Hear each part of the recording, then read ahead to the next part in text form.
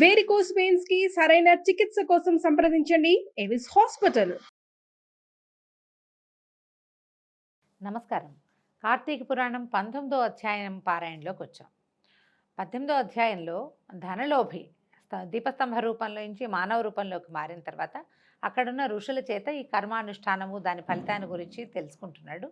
అయితే మహర్షి చెప్తున్నారు, చాతుర్మాస్య వ్రతం, విష్ణువు ఆదేశించిన చాతుర్మాస్య వ్రతాన్ని గురించి సవివరంగా తెలియజేస్తాను వినమన్నాడు.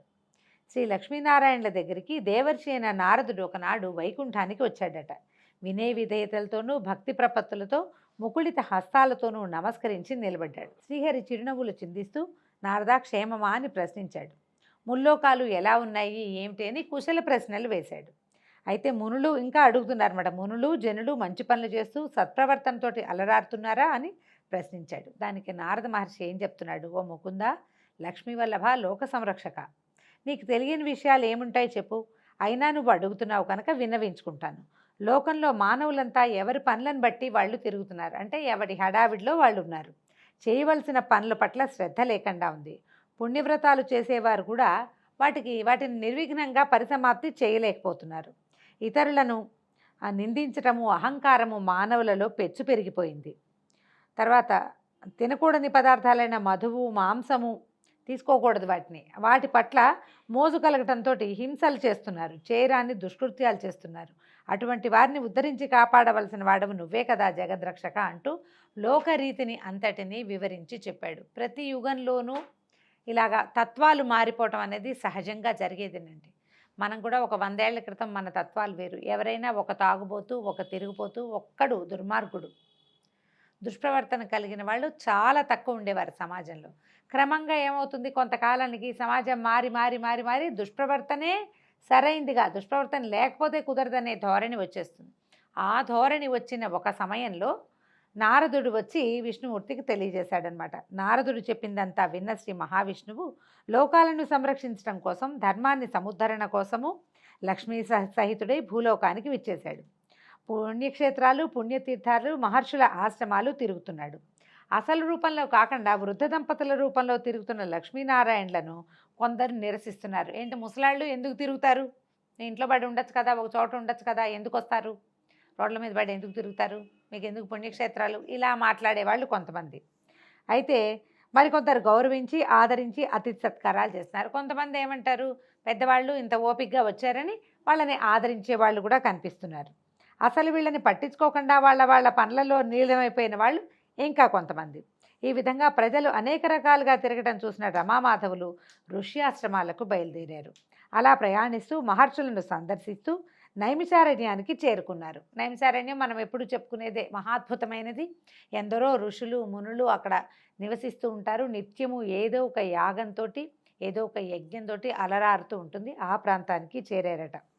అయితే అక్కడ సూత శౌనకాది మహర్షులు ఆ వృద్ధ దంపతుల్ని భక్తి శ్రద్ధలతో ఆరాధించారు. వారిలో జ్ఞానసిద్ధుడనే యోగ పుంగవుడు ఉన్నాడు, ఒక ఆయన యోగీశ్వరుడు. ఆయన ఏమన్నాడు, హృషికేశ, మాధవ, మధుసూదన, పుండరీకాక్ష, ఈనాటి మీ రాకతో మేము మా ఆశ్రమము పవిత్రులమై ధన్యత చెంది తరించాము. ఓ చరాచర జగన్నాటక సూత్రధారి, లోకాలన్నీ అతలాకుతలమైపోతున్నాయి, సత్కర్మలకి దూరమైపోతున్నాయి, ధర్మము గ్లానికి గురి అవుతోంది. ఓ లోకరక్షక, లోకాలన్నీ తరించే ఉపాయాన్ని ఉపదేశించు అని పరిపరి విధాలుగా ప్రార్థించాడట జ్ఞానసిద్ధుడనే యోగి పుంగవుడు.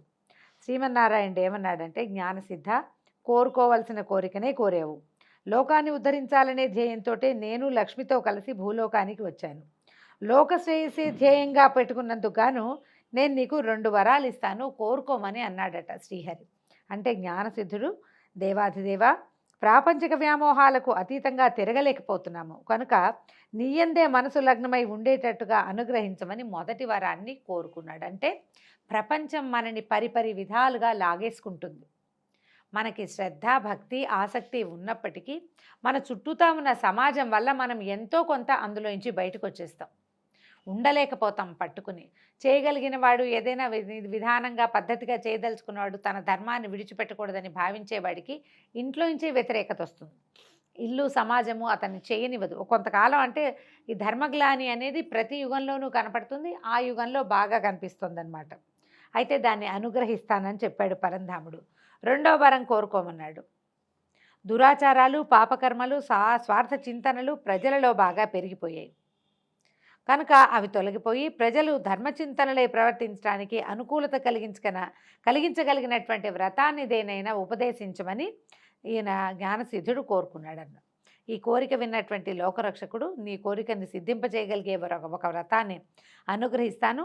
దీనివలన ప్రజలలో జాగరూకత కలుగుతుంది, నిశ్చలత ఏర్పడుతుంది, నిర్మలత్వం లభిస్తుంది. ఆషాఢ శుద్ధ దశమి నుండి కార్తీక శుద్ధ ద్వాదశి వరకు కలిగినటువంటి 4 నెలల కాలము లక్ష్మీ సహితుడినై నేను పాలకడలిలో పవళించి ఉంటాను. నాకు నిద్రాసుఖాన్ని కలిగించే ఈ కాలమంతా ప్రజలు మెలకుగా మసలుకోవటానికి నేను చెప్పే వ్రతం సహాయపడుతుంది. ఈ వ్రతం నాకు అత్యంత ప్రీతిపాత్రమైనది.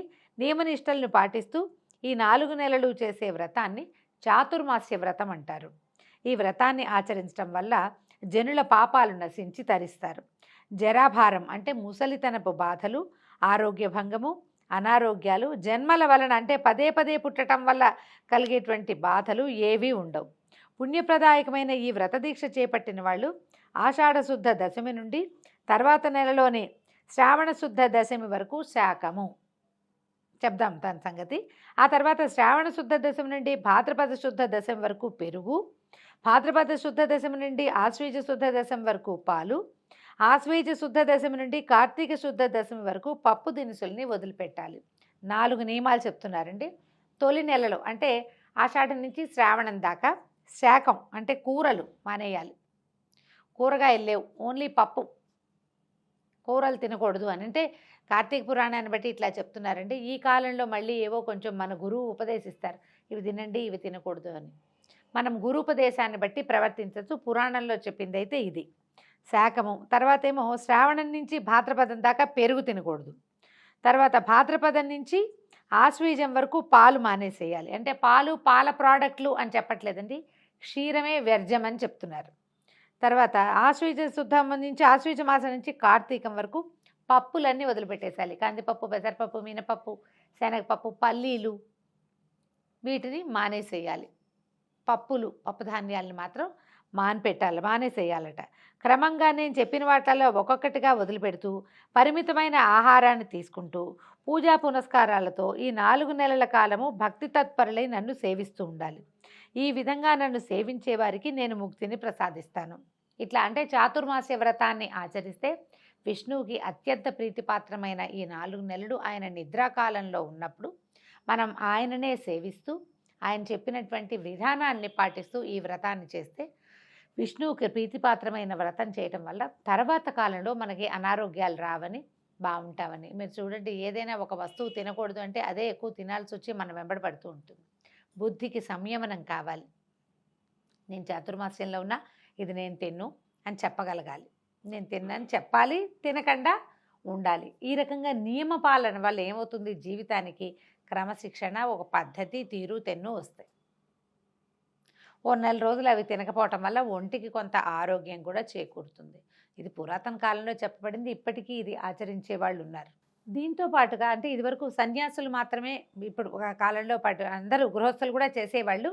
ఈ కాలంలో మనం సన్యాసాశ్రమం స్వీకారం చేసిన వాళ్ళు పొలిమేరలు దాటకూడదని, 4 నెలలు ఒకే ప్రాంతంలో ఉండాలని ఇలాంటి నియమాలు కనిపిస్తాయి. గురువుగారు ఎవరో ఫలానా చోట చాతుర్మాస్య వ్రత దీక్ష చేశారని మనం పేపర్లలో చూస్తాం. మనకి ధార్మిక సంబంధమైన పత్రికలలో మనకు విరివిగా కనపడుతుంది.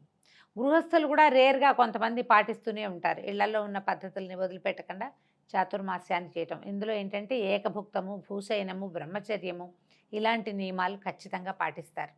కొంచెం పెద్ద వయసు వాళ్ళే ఈ పద్ధతుల్ని పెట్టుకుంటున్నట్టుగా కనపడుతోంది. పూర్వకాలం బహుశా ఈ చాతుర్మాస్యాన్ని అందరూ చేసేవాళ్ళు. ఆహార నియమం ఒకటే తీసుకుంటామండి అనేవాళ్ళు కూడా ఉన్నారు. చాతుర్మాస్య దీక్ష ఉంది, కాకపోతే ఈ నెలలో ఈ ఆహార నియమమే, మిగిలిన భూశయనాదులు, బ్రహ్మచర్యాదులు వాటిని పెట్టుకోలేదు అని చెప్తారు. ఏదైనా ఇదొక పద్ధతి. ఒక వయసు దాటిన తర్వాత ఇలాంటి దాన్ని ఆచరించడం వల్ల ఫర్దర్గా కొంచెం ఏంటంటే మనం ఆధ్యాత్మికమైన ప్రగతి కూడా కొంత లభిస్తుంది, ఆరోగ్యపరమైన మార్పులు లభిస్తాయి, విష్ణు సాన్నిధ్యం చేరుకుంటామని, మరణానంతరం ముక్తి లభిస్తుందని చెప్తారు. ఇలా పాటించగలిగితే బాగుంటుంది. అయితే దీన్ని చెప్తున్నాడు అనమాట విష్ణుమూర్తి. 4 నెలల కాలం భక్తి తత్పరులై నన్ను సేవించాలి. ఆ విధంగా నన్ను సేవించే వారికి నేను ముక్తిని ప్రసాదిస్తాను. భగవంతుడికి మనకి నిద్ర మెలకువ సుషుప్తి ఉంటాయి. మనకి అంతే కదండి, రాత్రి పడుకుంటాము, మధ్యలో గాఢమైన నిద్ర పడుతుంది, మర్నాడు మేలుకుంటాము. ఈ 3 మానవ సహజ లక్షణాలు. కానీ భగవంతుడికి లేవవి. ఆయనకి నిద్ర లేదు, మెలకువ లేదు, సుషుప్తి లేదు. కానీ ఏంటంటే మరి ఈయన ఎలా పడుకున్నాడు విష్ణుమూర్తి? మనం చెప్పుకుంటాం, తొలి రోజున పడుకున్నాడు, తొలి ఏకాదశి నాడు. అక్కడి నుంచి పరివర్తన ఏకాదశి పక్కకి తిరిగాడని, కుడి పక్కకి తిరిగాడని, ఎడం పక్కకి తిరిగాడని 2 ఏకాదశులు చెప్పుకుంటాం మధ్యలో. తొలి ఏకాదశి నుంచి కార్తీక శుద్ధ ఏకాదశి దాకా మధ్యలో ఉన్న శుద్ధ ఏకాదశుల్లో ఈ మాటలు చెప్తారు. పరివర్తన ఏకాదశి అనేది ప్రత్యేకంగా చెప్పబడుతుంది. విష్ణువు పక్కకి తిరుగుతాడు అని. దానికి స్వామివారే స్వయంగా చెప్తున్నాడు. మానవులకి ఈ అవస్థలు ఉన్నాయి, అవస్థాత్రయాలు ఏమి, నిద్ర మెలకువ సుషుప్తి ఉంటాయి. నేను వీటికి అతీతుణ్ణి, నాకేం అక్కర్లేదు, నాకు నిద్ర లేదు, నేను అలా ఉంటానంతే, అది మీకోసమే. భక్తుల నిద్రా పరిశీలనమే నా నిద్రావస్థ. నేను పడుకున్నాను అంటే నేను మిమ్మల్ని పరిశీలించడం కోసం పడుకున్నాను, కానీ నేను నిద్రపోయినట్టు కాదు అని చెప్తున్నాడు. ఓ జ్ఞానసిద్ధ, నేనే ఈ 4 నెలలు నిద్రా నెపంతో పడుకున్నప్పటికీ భక్తి కలిగిన వాళ్ళని పరిశీలిస్తూనే ఉంటాను. 3 కాలములందు అంటే ఉదయము, మధ్యాహ్నము, సాయంకాలము నన్ను స్తుతించే వాళ్ళకి, నిర్మలమైన మనసుతో క్రమం తప్పకుండా నన్ను పూజించే వాళ్ళకి నేను ప్రసన్నుణ్ణి అవుతాను అని ప్రబోధ చేశాడు. శ్రీహరి వైకుంఠానికి వెళ్ళి శేషతల్పం మీద సేనించాడు. అలా చెప్పి వెళ్ళిపోయాడని పాపాత్ములు, దుర్మార్గులు కూడా ఈ వ్రతం వలన మంచి ప్రవర్తన కలిగిన వాళ్ళు అవుతారు. అన్ని కులాల వాళ్ళు ఈ వ్రతాన్ని చేయొచ్చు. దీంట్లో స్త్రీలు, పురుషులు, యోగులు, బ్రహ్మచారులు నియమం లేదు. భర్తలు లేని వాళ్ళు కూడా, వైధవ్యాన్ని పొందిన స్త్రీలు కూడా చాతుర్మాస్య వ్రతాన్ని స్వీకరించవచ్చు. దానికి కుల విచక్షణ, వయో విచక్షణ ఏదీ లేదు. స్త్రీ పురుషులు అందరూ కూడా ఈ వ్రతాన్ని చేసుకోవచ్చు. ఆ వ్రతం ఏముంది, 4 నెలలు ఇలా చెప్పబడినటువంటి పదార్థాలను విసర్జించటము, ఏకభుక్తము, భూశయనము, ఒకటి పగలే భోజనం చేస్తాం, రాత్రిపూట ఏ రోజు అన్నం తినము. తర్వాత వేరే ఊరు ప్రయాణాలు చేయము, తరచుగా దేవాలయాలకు వెళ్ళటము, భగవంతుని నామస్మరణ, త్రికాలాల్లోనూ విష్ణునామస్మరణ చేయటమే ఈ చాతుర్మాస్య వ్రతం యొక్క లక్షణమట. ఇలా ఎవరు చేస్తే వాళ్ళు పాపాత్ములు, దుర్మార్గులు కూడా సత్ప్రవర్తన కలిగిన వాళ్ళు అయి ఉంటారు. ఈ వ్రతాన్ని నిందించినా, నిరసించినా గోహత్య మహాపాతకాన్ని, జన్మజన్మలు సురాపానం చేసిన దోషాన్ని పొందుతారని మహర్షి వివరంగా అక్కడున్న శిష్యులకి, తర్వాత ధర్మలోభుడు ముందు ఒకటి చెప్పాడు కదా, ఈ దీపస్తంభం నుంచి మనిషిగా మారాడు, అతను కూడా ఈ వివరాన్ని చెప్పారనమాట. ఆచార ప్రభవో ధర్మో ధర్మస్య ప్రభురచ్యుత. ఈ వాక్యం మనం విష్ణు సహస్రనామాల్లో వింటాం. దీనికి చెప్తున్నారు, మనం చేయవలసిన ఆచారాలని, పనులను, ధర్మాలను నిర్దేశించింది, వాటికి ప్రభు అయినది పరమాత్మే. మనం ఈ ధర్మం మనది అని చెప్పింది కేవలము భగవంతుడు మాత్రమే. కాబట్టి ఆయా కాలములందు ఆయా ధర్మాలని ఆచరించి సన్మార్గులుగా మారాలి. చిన్న నా బొజ్జకి శ్రీరామ రక్ష అన్నట్టు కాకుండా, రోజు మన గురించే కాకుండా లోకా సమస్తా సుఖినో భవంతు అనేటువంటి మహావాక్య స్మరణ చేయాలి. ప్రపంచంలో ఉన్న వాళ్ళందరూ బాగుండాలి, ఆ బాగున్న ప్రపంచంలోనే మనం ఉండాలని కోరుకోవాలి.